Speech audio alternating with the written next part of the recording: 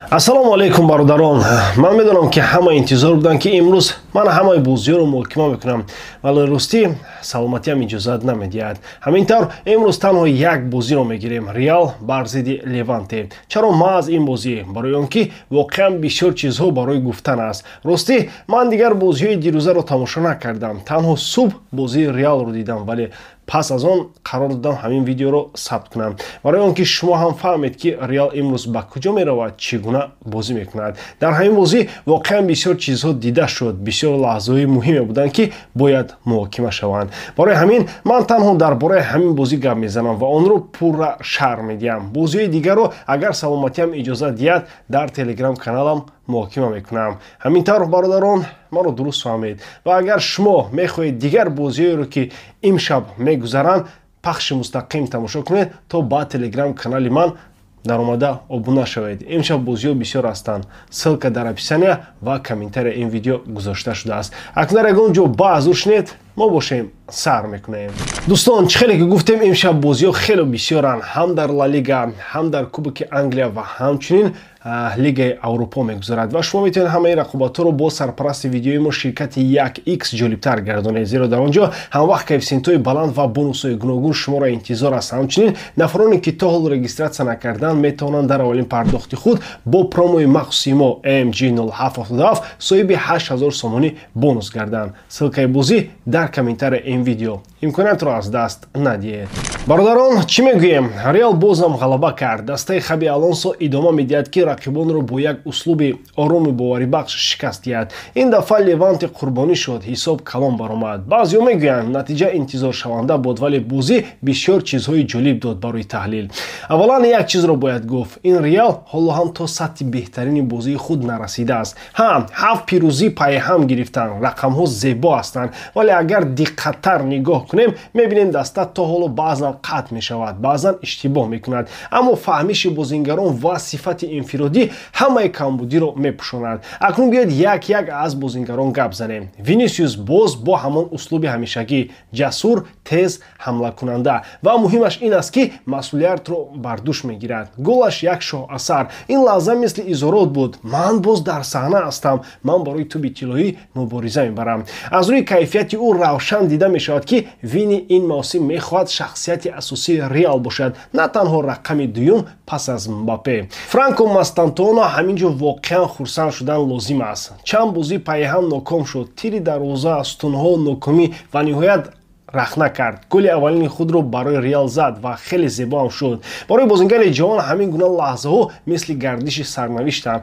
Як гол метавонад тамоми фикру рӯҳияро дигар кунад. Ҳоло ӯ озодтар мешавад ва бо эътимодтар бозӣ мекунад. Агар Алонсо ба ӯ боз бовар кунад, ӯ метавонад ба як роҳбари воқеӣ табдил ёбад.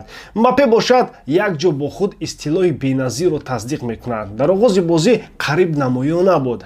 Бисёр давид, дар фишор ширкат кард, вале дар ҳамла коре намешуд ва якбора 2 лаҳза 2 гол ва бозӣ ҳал шуд. Ин аз фарқи бозингари ситоравӣ. Метавонад 1 соат сокин бошад, вале баъд бо 2 зарба тамоми натиҷаро ҳал кунад. Имрӯз ӯро дар Ла Лига касе наметавонад боз дорад. Ҳоло 7 гол дорад ва бо ин суръат барои бутсаи тиллоӣ танҳо Холланд ва Кен метавонанд ҳамқадам шаванд, вале росташам ҳамон 2 нафар кафолат надоранд ки ин гуна Мбапперо нигоҳ доранд. Фаромӯш накунем Арда Гулеро. Пасаш бисёр зебо буд. Мо инро одатан аз Модрич мебинем ва акнун як ҷавони турк чунин иҷро мекунад. Ин нишон медиҳад ки дар он маҳорати махсус аст. Ҳоло ҳанӯз ба даста пурра ворид нашудааст, вале дида мешавад ки дар лаҳзаҳои муҳим метавонад чизи ғайриоддӣ диҳад. Алонсо ӯро дуруст истифода мебарад. Кам беиштибоҳ, вале ҳар бор ба майдон мебарояд, натиҷа медиҳад. Дар бораи Леванте чӣ гуфтан мумкин аст бародарон? Кӯшиш кардан, ҳатто баъзан имконият доштанд бозиро дигар кунанд, хусусан вақте ки Реал суръатро пас кард.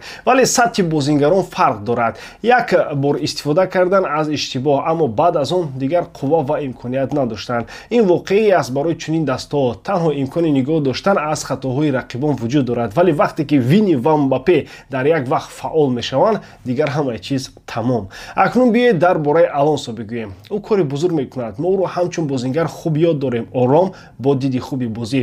ҳоло ҳамин чизро ба кори мураббӣ овардааст. Составро дуруст идора мекунад, ротатсия мекунад, ба ҷонҳо имконият медиҳад ва тавозунро нигоҳ медорад. ӯ наметарсад ки ба мисли Мастантуоне ё Гулер имконият диҳад ва онҳо ҷавоб медиҳанд. Статистикааш ҳам беҳтарин аст. 9 пирӯзӣ аз 11 бозӣ. 7 ғалабаи пайҳам дар Ла Лига ин барои Реал кам иттифоқ меафтад. Ин нишонаи кори ҷиддии дуруст аст. Лекин савол мемонад, то ҳол рақиби воқеан қавӣ набуд. Леванте, Осасуна, Испаньол хуб, вале ин ҳанӯз санҷиши ҳақиқӣ нест. Санҷиши ҳақиқӣ бошад аллакай дар пеш аст. Дерби мадридӣ бо Атлетико.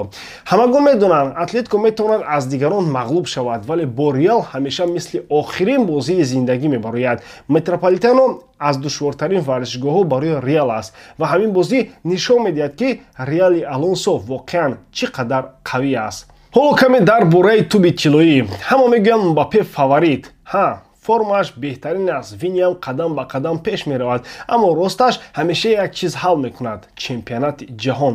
Ки тими миллии худро то финали ҷоми ҷаҳон ба пирӯзӣ мебарад, ҳамон бозингар ҷоизаи туби тиллоиро мегирад. Ва ҳамин ҷо савол: шумо боварӣ доред, ки ҳамин Франсия метавонад чемпион шавад? Ман шахсан ҳоло чунин боварӣ надорам. Дар маҷмӯъ бозӣ бо Леванте аввалин бор буд, ки Реал пурра ва мутамарказ аз аввал то охир хуб намуд. Бештар порча бозӣ мекарданд. ин дафъа бошад як лухт ва бобоварӣ. Агар ҳамин гуна ба дерби раванд, метавонанд аз Метрополитано 3 имтиёзам биёранд. ҳоло бошад савол ба шумо бародарон: фикр мекунед ҳамин Реал воқеан омодаи санҷиши бузург бо Атлетико ҳаст ё ҳанӯз барвақт аст хулоса баровардан? Ба ҳамин тамом бояд дорам, ки эҷодкории ман ба шумо писанд меояд. Лайк, комментария ва дар канал обуна шуданро аз ёд набароред. Ба шумо мисли ҳар вақта Муҳаммад Гаиров. Хай бародарон, дар паноҳи Аллоҳ.